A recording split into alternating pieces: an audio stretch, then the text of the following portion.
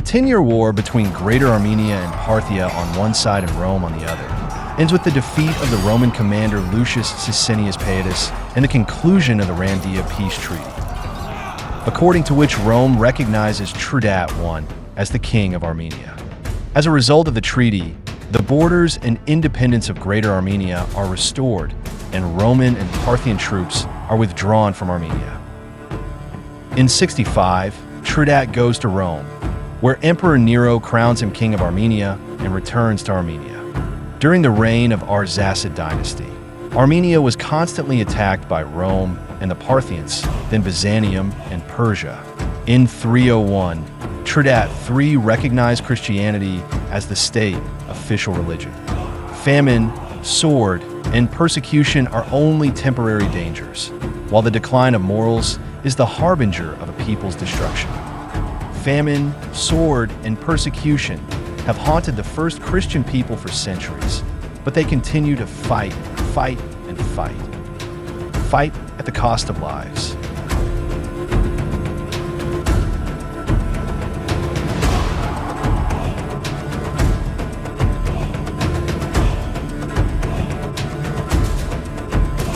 Arsacid Armenia was unable to withstand the onslaught of Byzantium and Persia, and in 428 AD fell under Persian rule. The Persian Empire begins repressions in Armenia with the aim of converting the Armenian people to its faith, which leads to widespread disobedience and rebellion. In May 451, to suppress the rebellion, the regular Persian army entered Armenia and settled on the right bank of the Zangma River on the Avarayr Plain.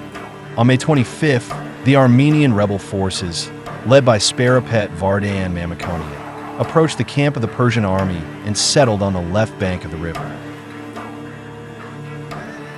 Before the battle began, Sparapet Vardan addressed the rebels with the following words: "And now the time has come for us to reject from ourselves everything that is called impurity. Let us not be afraid or horrified by the strength of the pagan army, and let mortals not see our backs. If the time has come to end our lives with a holy death in this war, let us accept death with a joyful heart, and in courage and bravery let us not mix cowardice. Our commander is not a man, but the commander of all martyrs." In the morning of May 26th, the battle begins. With the motto, the rebel army, consisting mainly of simple peasants, women, and adults, fought with the Persian regular army, which was several times superior in number, consisting of a cavalry, infantry, and elephants. The battle begins with archery, spear throwing, and mutual attacks. Upon reaching the river, the Persians stop, and the Armenians cross it and engage in battle with their entire front. It seems that everything was predetermined and the battle should end in a crushing defeat for the rebels. However, Vardan Mamikonian and his cavalry break into the center of the Persian infantry and, using whirlwind tactics, disrupt the ranks and change the course of the battle. The Persian reserves, having reorganized, surround the Armenian cavalry that has penetrated their rear. Vardan Mamikonian also died heroically in the unequal battle. The battle continued until the end of the day.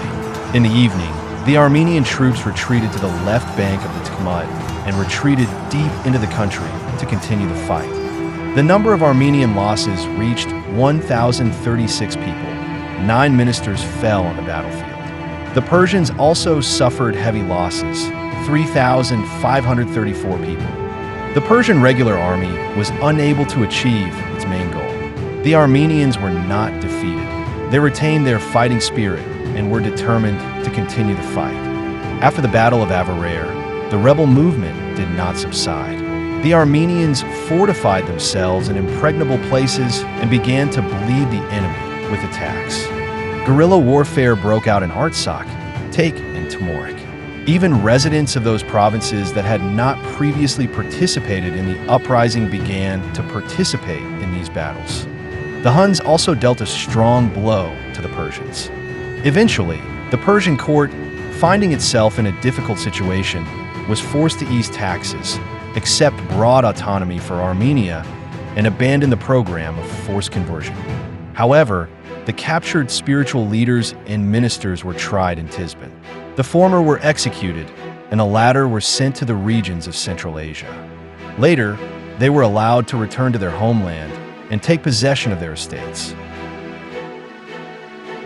The Vardanants War is one of the heroic pages of Armenian history. Vardan Mamikonian and Avarayr have inspired the Armenian people more than once and granted them victory. The Armenian Church has canonized the warriors who died in Avarayr and listed them among the martyrs of the homeland. This is a story where the commander of a country personally participates in the battle and personally leads an operation from which there is no return. Vardan. This is a name more charming, more powerful than the names of all the crown princes who have enjoyed the throne of Armenia. One name is a whole credo, a vow, moral wisdom.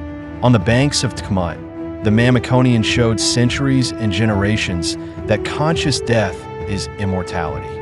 He confirmed with his blood that it is impossible to extinguish what is essentially inextinguishable, the Armenian spirit.